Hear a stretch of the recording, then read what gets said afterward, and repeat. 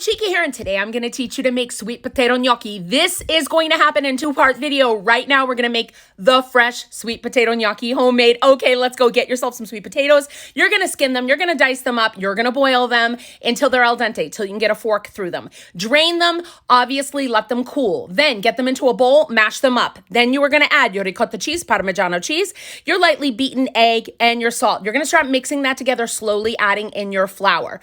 As that gets tougher to mix up, you're going to roll that bowl out onto a clean floured surface and start kneading your flour in. Get that into a ball. When it forms a nice ball, there you go. You're going to wrap it in plastic. You're going to forget about it for 20 minutes.